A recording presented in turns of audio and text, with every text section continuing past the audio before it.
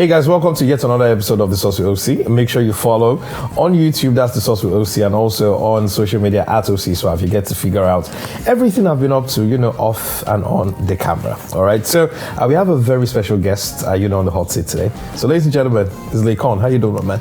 I'm fine. Thanks for having me. It's great to have you here, to be honest, though. Yeah, it's great to be here. Thank you.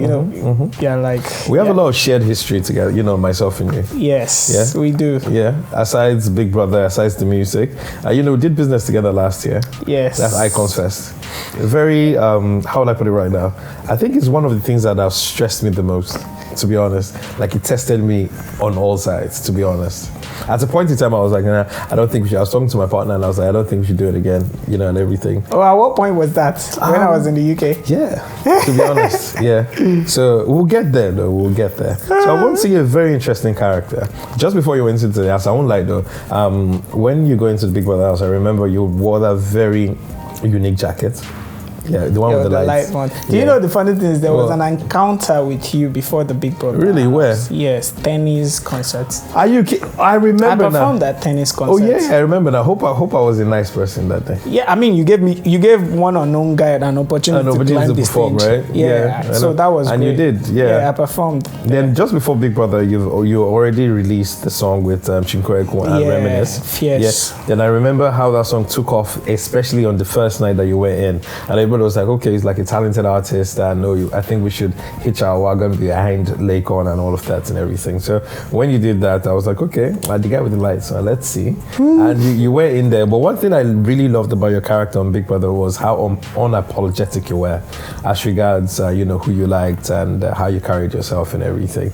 And you didn't really play the script of the whole I came from the trenches type thing. You were just you. Yeah, because I came from the trenches, but I wasn't in the trenches. Yeah. I mean, anybody that's in like a low class, I wasn't low class, funny enough. My parents did enough to put me in school, to give me food on the table. I had everything I needed, and I still had friends that didn't have what they need. So I wouldn't say I was like from the trenches, because there are people that are going through hell that I can't even begin to remember or fathom.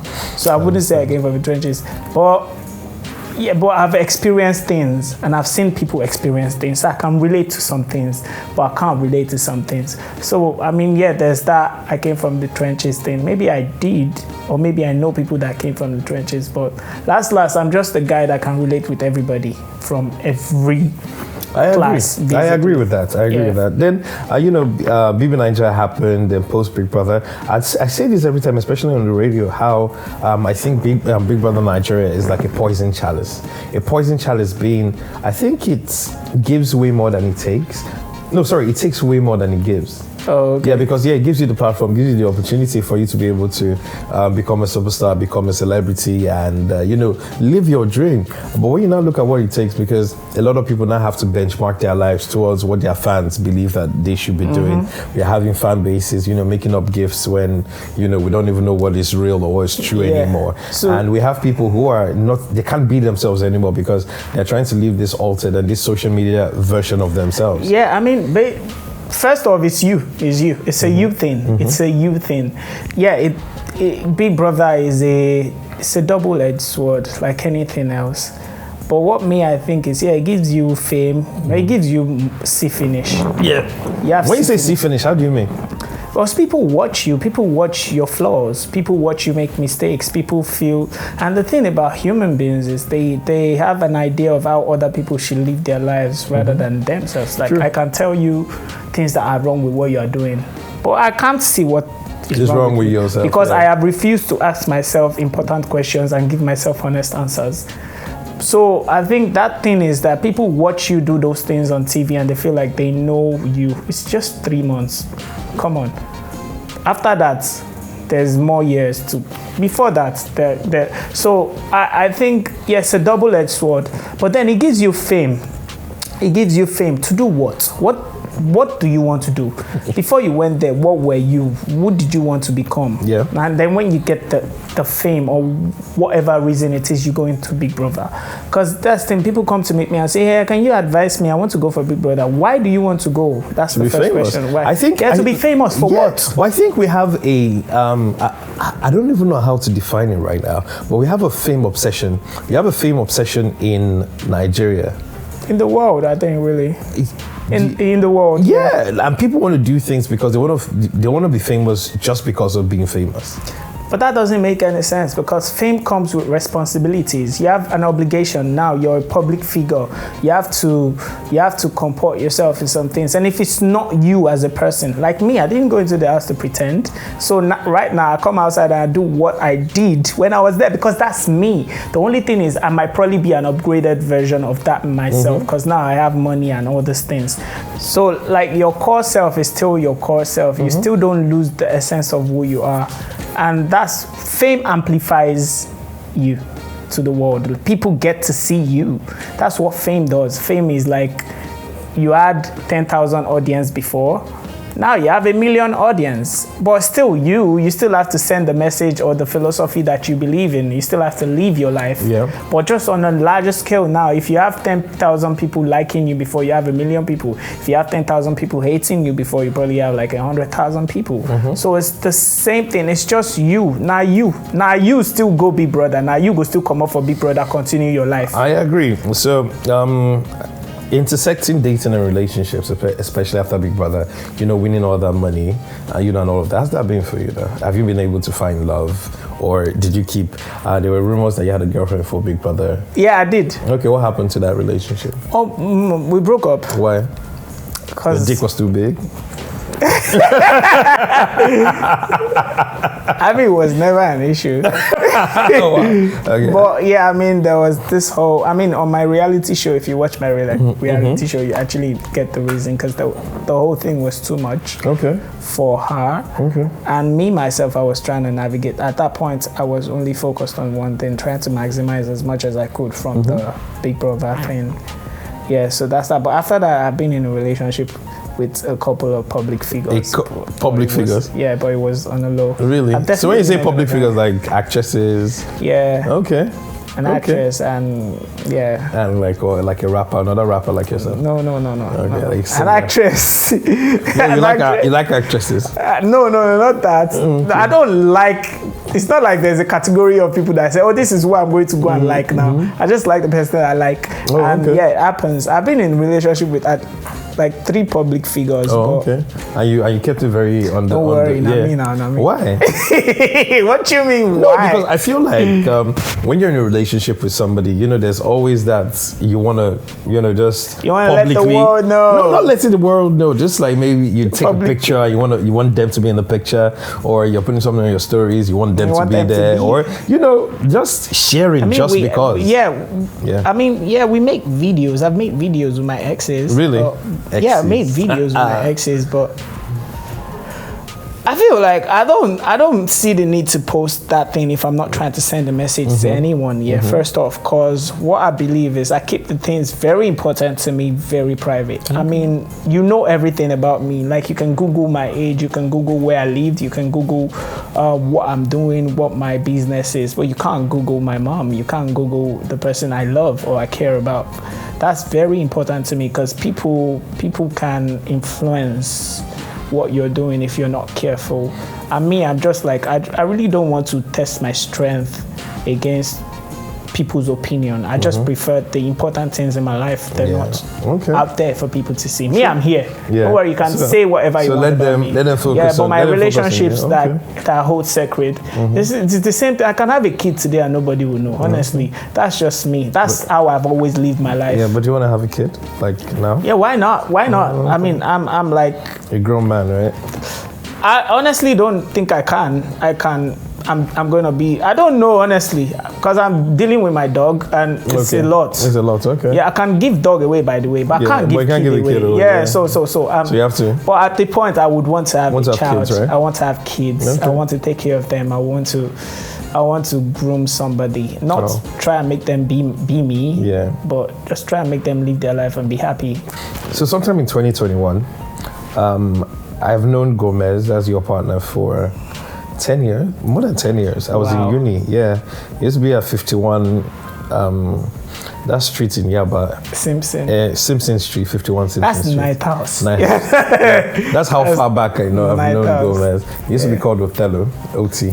You've known him for how many years? Like 15 years. Okay, it has to be more than 10. Because it's 2022. Yeah, 20 years. In 2 years, I'll know him for 10 years. For 10 years, I've known him for quite a while. So when Night House used to be that collective for everybody was a music head, everybody that loved great music. I was listening to Street Scriptures, and in 2022, it still sounded dope.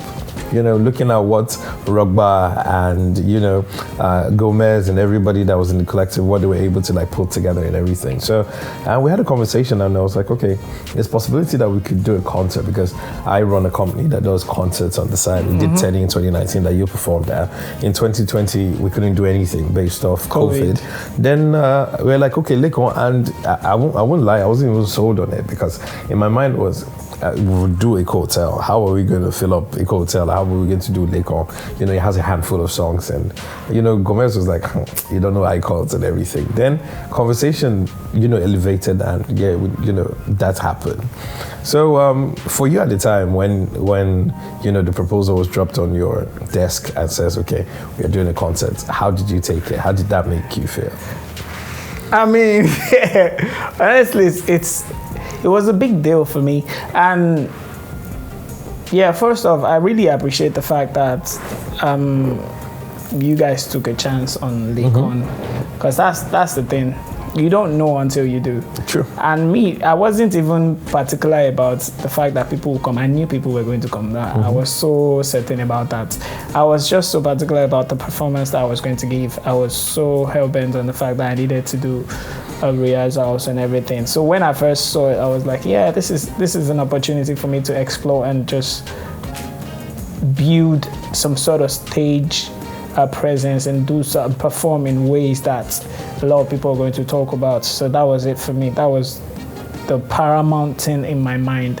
I knew people were going to fill up the venue. That one was not. Okay, so you're looking at it from a perspective of you being a performer or an artist. I was looking at it from the business angle. I could care less about your rehearsals or what you're doing. No, but me, I was certain. People were going to come. I was certain about that. Then at the time, then you took a booking and you had to go to the UK. I remember. Yeah. And we're in constant communication. Building up and just trying to do the entire thing. Then I remember my partner reaches out to me and says, Gomez just reached out and says, both of you, I don't know what you guys are doing in the UK. Both of you guys caught COVID. And I was like, nah, it's not. I think the concert was supposed to be on the 17th, and then we moved it to 28th. Yeah, 28th, yes. And I was like, how? As in, how is this even making sense? Okay, so the thing was, then I reached out to Gomez, and he says he had COVID. And I think I traveled to the UK, in the peak of COVID, where you had to fill the passenger locator forms. You had to do the day 2 test, the day 7. Yeah, it was the day 2 test that actually made me realize that. Yeah. Because we were traveling the next day. Yeah, the day 2, the day 7, and all of that. Then, quarantine and, just stay home and everything. Then I was like, okay, you know what you do? I had to tell him to go to a Boots or anywhere and get a self-kit. Just order one, just try to do it again. And I was like, bro, he came back, it's positive. I was like, what the fuck is going on? Then when I started to speculate as regards how we needed to move it, and I was like, then we had paid for a hotel, millions, and moving it was going to cost us more money. Then because we had to pay like a penalty because if you move your date, you've stopped somebody that wanted that date. So that means a hotel is losing money on that day. So the penalty was to actually, if nobody takes that date, you're going to pay them what they could have made off that day. Yeah. So luckily for us, somebody took the day. Yeah, we still paid the penalty because we wanted to move it. But what was happening at the time was, we had a couple sponsors back out. then. I started to bleed money, and it was just paranoia.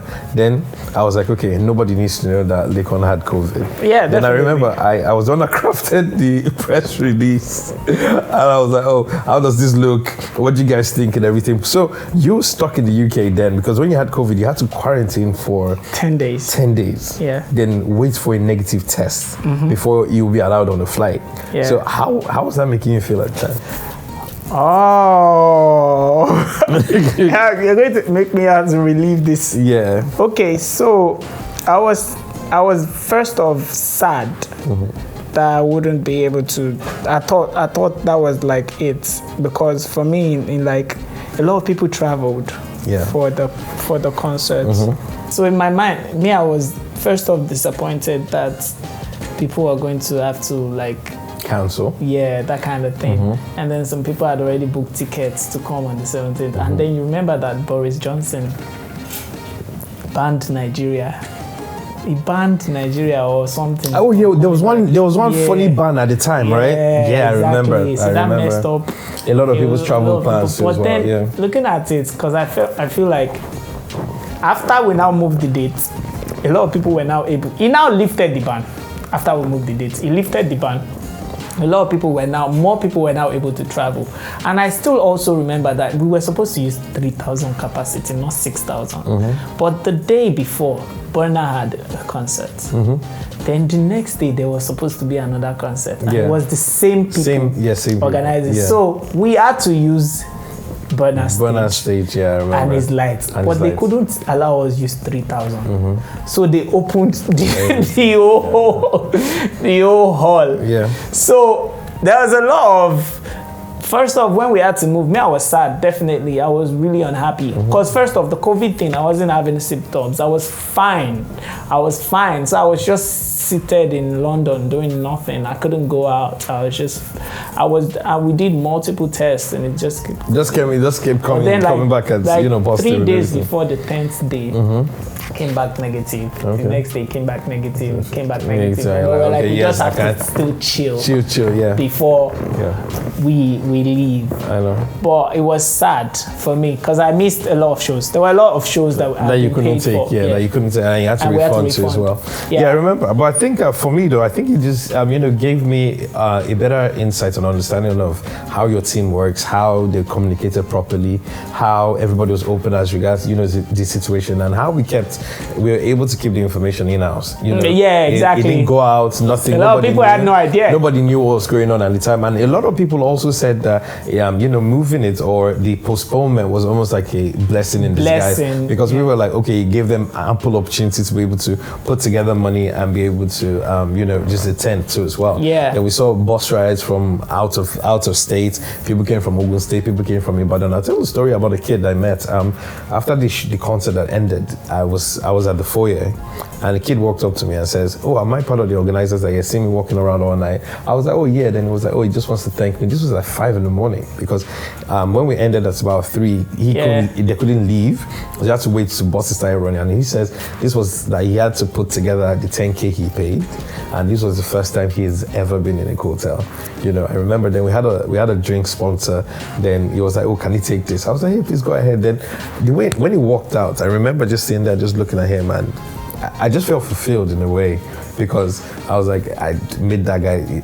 I've given him a memory that he will remember for a very long time. Yeah. You understand? Then, on the day of the concert, the people that showed up, Joe Boy, everybody that showed up to you, speaks to the quality of the relationships that you've also been able to build in the industry as well. Yeah, I mean, Joe Boy pulled up, Ruga pulled up. Yeah, I hear you guys are best friends, you and Joe Boy. Me and Joe. Yeah, we're good. Okay. I missed this concert. That's another thing. He flew in from Ghana. Oh wow. That day, then left the next day. Oh, just for you? Yeah. Oh wow. I missed this concert. Joe Boy pulled up, Ruga pulled up. There's some people that pulled up that couldn't perform. I know. That couldn't perform. I know. That day I agree. Backstage was manic, man, to be honest. Perform. Yeah. But shout out to everybody that came through, both the fans and the artists that came through, and the artist managers. Because while I was doing my own part and reaching out to my guys, my managers were also reaching out to other people too as well. So yeah, everybody just came through and just trying to make it happen, to be honest. Yeah, and it did. And it the next morning I cried. I know you called me in the morning. Yeah, I cried. And you were like, oh, you just want to say thank you. Yeah. And I think when we put it out that, okay, we're doing Laycon, I saw a lot of Laycon Eco Hotel. Why? Then I saw Don Jazzy putting up the video. A lot of people saying, oh, this is such a big deal and everything. Even myself, I didn't quite believe it because, from a business standpoint, until the day of the event, I was just like, you know what, we've gone this far. Let's just get through it. Let's just get through it. And I think for me, it was one of the most organic, concert experiences I've ever had in a very long time.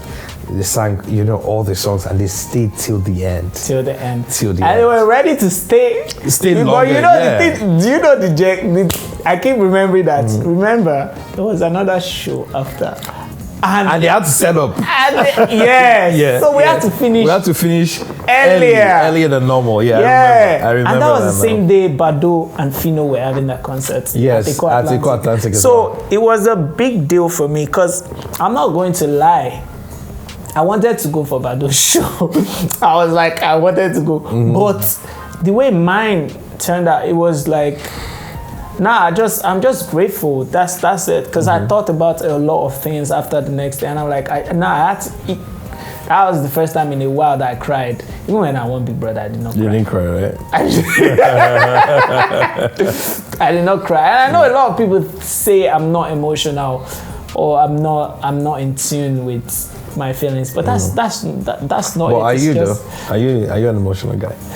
I'm more rational than emotional. Okay, so you're not the kind of guy that you get good pussy and you cry. It's never happened to you. Good what? Good pussy. And cry. Yeah, like when you dip in the first time you be like, She'll cry. She'll probably cry. Oh, okay. It's quality now. Quality makes quality. Yeah, so you don't be like.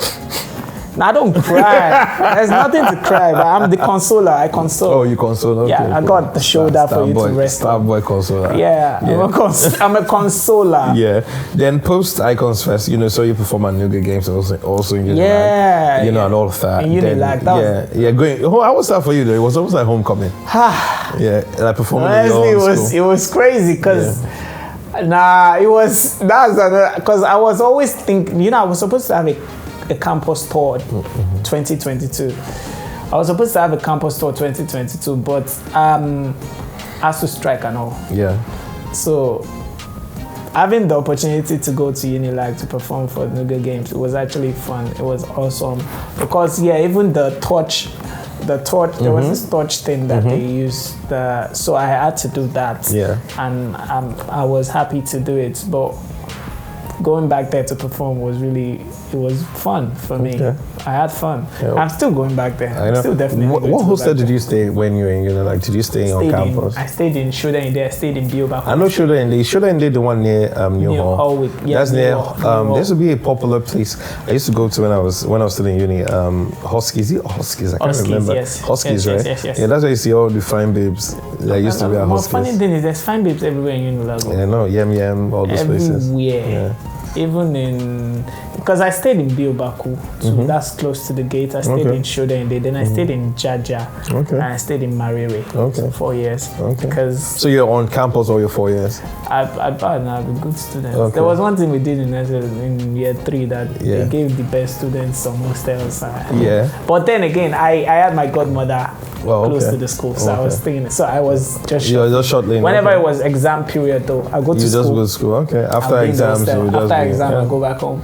But during normal sessions, I'm always at home. I don't stay in the school. Okay. School is... Because for me, I had something I used to do then. I didn't really have a social life because I figured out I had to either have social life and be good in school and then pursue music. I had to pursue music. So it was just pursue music and school for me. So I excluded social life from... I figured that thing out very early first semester. Okay. So I just chose music and education, not social life. So I really didn't have the go for parties or go to a girl's hostel and go and see her. There was a day I missed the date. A girl wanted to see me, and I went to law library to go and read underground. Yeah, I know where law library is. Yeah. There was no network, so she pinged me. That time was BlackBerry. It was BlackBerry. She pinged the hell out. Yeah. So, but where were you guys going to go on a date to though? And you didn't like. They were like, I don't know. There were barely enough places to go. Lagoon Front. Lagoon Front. That Lagoon Front used to scare the fuck out of me. Why? Man. I don't know. I did my masters in Unilag. That's the place to be. Really? So I'm just like, someone just chill with a girl. Someone don't tip me over or something. No, you won't go to the front of the water now. There are places there. People do a lot of nasty shit. I know, especially even until they now put lights. I know, yeah. Then I used to have a friend that used to live where he had the blocks of flats, like further down. High rise, sorry. Yes. Yeah, that's another nasty. I know. Then you go there and cars are moving, and I'm just like, what's going on here? So, yeah, I don't know. That's what's up. Yeah, I think I enjoyed my time. But Unilag was fun. Yeah, it was. No, it was. It was. Still is fun now, anyway. I don't know. Because now there's the cameras everywhere. I know. I don't know how the kids are doing it, but well, they'll survive. They'll try. Yeah. So as regards to music too, as well, a lot of people, have had reservations as regards saying they're using Big Brother tax. You understand, and you're just leveraging on the fact that you would always have fans, despite the fact that irrespective of how great the music is or if it's not even great. But I would say I've listened to the music. I've followed the music. I've playlisted it on radio, and you're pretty talented too as well. So how do you feel when you get talk like you're using Big Brother tax as regards to music? That thing, I used to feel some type of way until I played games. I played NBA basketball game. And there's like the way virtual games are now. You have social media. Trust me, if you look for bad comments, you'll find. Yeah. Even on games. That means it's a part of life. I still see people giving bad reactions to people that that no worries. There's nothing you're going to say. But does it get to you though? Do you feel the same type of way? Yeah, I do. I do.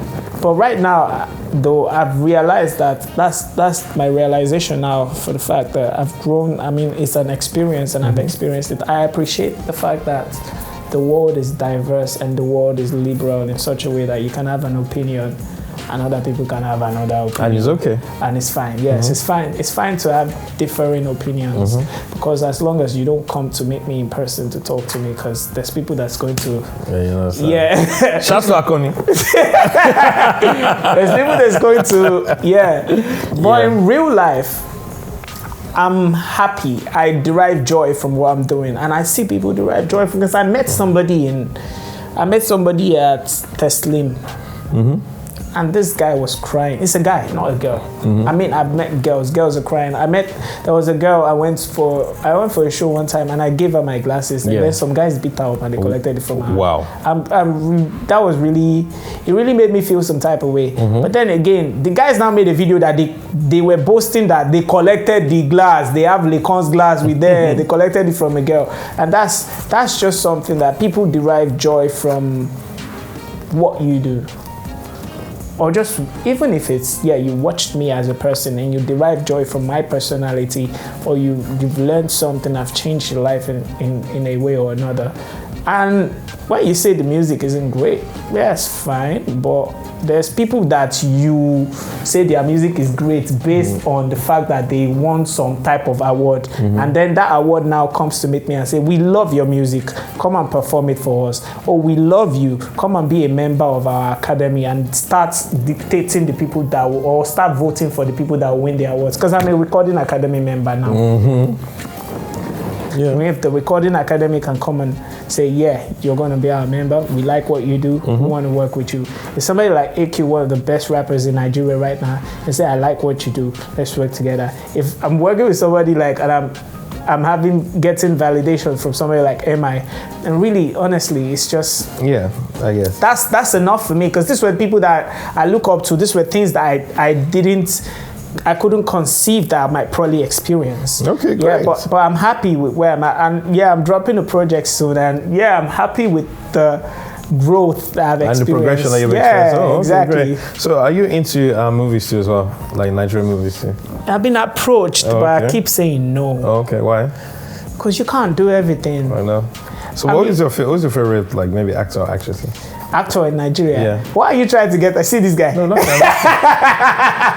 You think I'll call my ex as one of my favorite actors? Well, I was hoping that you clock it, but I'm not that dumb. Yeah, but now, it's fine. come on. No. Some people always walk into the trap every Do you know time. the crazy thing is while we were dating, we weren't following each other. So, Really? See, there's no way that anybody will have been able to. Involved Okay, with. okay, I'll find out. Like you can't. With due to my government. You can't. I'm telling you, you can't. Yeah, it's all good. So you have this Jive thing going on. So is that like a clothing line or something? So actually, it's not a clothing line. Actually, it's MI. Okay. Me and MI, we're actually in a relationship. The Jive relationship, you can put it that way. So Jive is actually a platform for growing artists. Okay. Like artists, like if you feel like you create music and you want to get your music out there to the world, so it's like Jive is the place for you to so it's almost like a platform to just aggregate creatives and everything. Yeah, exactly. Okay, and then you get your fans to go there and vote for you. Okay. Yeah, that so like investors are there, are waiting for, they see the top people listen to the music, let me put money on this guy and invest in him. That's what Jive is about. So MI brought me in on the idea and I'm like, this is actually something that's wonderful. So shouts out to MI, shout out to... No problem. So this has been a very interesting interview. Loved it. Looking forward to your next project and the fact that, you talked about, a lot of aspects of your life that, a bunch of people will not even know, which that's why I see as different from a lot of, Big Brother people and everything. So towards the end of the show, we play a game called Truth or Sauce. So, let me have my bottle, please. Azul. Good. So it's pretty straightforward. I'll ask you a question. If you answer, you say truth. Then if you don't want to answer, you say sauce. Then if you say sauce, you have to take a shot. It's easy. I feel like drinking anyways. Yeah. Is there an option to drink and then answer? Oh yeah, sure. There is an option to. It's you. Depends on the question. What are the questions? Okay, cool. So when we get back, we're playing Truth or Sauce with Laycon. Osi got the sauce. Okay, still the Sauce with Osi. My name is Osi. So I did there. Sauce with Osi. My name is Osi. We have Laycon here on the hot seat. So, like I said, we're going to be asking you a bunch of questions. And Bunch? How many? Oh, just 5. No, 6. You have 6 actually. Yeah. So if it's true, you say true. If you don't want to answer, you just say sauce. I'll take 6 shots. Okay, no problem. So, have you ever had a one-night stand? Yes. So that's true. Yeah. Okay, cool. No shots for you then. What if I lie? How would you know if I lie? You say so. I don't know. But I want to trust that you won't lie. A man of integrity. So, have you ever hooked up with a fan? No. Okay. No. Okay. That one is like in the rules of do's and don'ts. Oh, don't. Okay, cool. Have you ever recorded the song in one take? Yes. Okay. Yes. O'Shea, Jay-Z. So, have you ever received nudes? Yes. Okay. Do you have nudes unsolicited? Do you have unrequested? Okay, cool. No, I don't have them on my phone. So have you ever gotten drunk and passed out? Yes, I have. Okay. Yes, great. I have. Then what's the craziest thing a female fan has asked you to do? Asked me to do? Yeah. I can't remember. Okay. But I can remember the craziest thing. I don't think it's crazy. So what did you do? That the fan did for me. Yeah, what did the fan do? She came from Canada to see me. Oh, really? Yeah. All the way? Yeah. I see. Are you guys still like? Now we're cool. Oh, okay. Then someone else flew a tattoo artist from Russia. For you? Yeah, but I didn't get the tattoo. Why? Because this story is weird. I don't think I should say this story. Why? Yeah. So the person wanted you to have a tattoo of them? No, not of them. So the thing was, the person wanted me to have a tattoo so bad. She's Russian, by the way. Okay. She wanted me to have a tattoo so bad. So I was like, I don't want to have a tattoo. What's the best way to make sure that this girl doesn't get me to have a tattoo? So I was like, who drew your tattoo? She was like, well, she drew it in Russia. I was like, okay, I can get a tattoo on one condition. If you fly your tattoo artist to Nigeria. and we get to Nigeria. And in like 2 weeks, this person calls me and said, okay, so this so person is in Nigeria at so location. Go there and choose the tattoo that you wanted. And I just ghosted. And you're like, I'm sick now. Yeah, I ghosted. That's the thing. Oh, wow. So, but you guys still cool? Yeah, but after a lot of I'm sorry. I'm sorry. I had to make it. No, I had to make it up because I felt bad myself because I didn't expect her to fly somebody from Russia. Yeah. Who does that? Your fans from Russia, I guess. So you didn't get to drink, so but I think I'll just give it just because. I want to drink. Just because. Because it's not nice if I come here and I don't. You don't drink. Yeah, but I'm a very open-minded person. I like to. You like to what? There you go. Osi, what? When is your birthday? It's March. I'm a Pisces. I'm Pisces rather. Yeah. You don't act like a Pisces. Why? How do Pisces act? Don't worry, you don't act like, no, let me know. Like one of us. How? What are you? You act like a Scorpio. No, how does Pisces? How do like? I don't know, but you act like a Scorpio. How do Scorpios act? Don't worry, we do what we do. Oh, okay, cool, fantastic. So remember to follow the Sauce with Osi. You can follow Laycon across all social media platforms. It's Laycon, right? Yeah, at it's Laycon. It's Laycon. Okay, cool. That's Laycon, Laycon, not CORN or anything. It's not. Yeah, corn. it's not corn. It's Laycon. And then some people pronounce it as Laycon.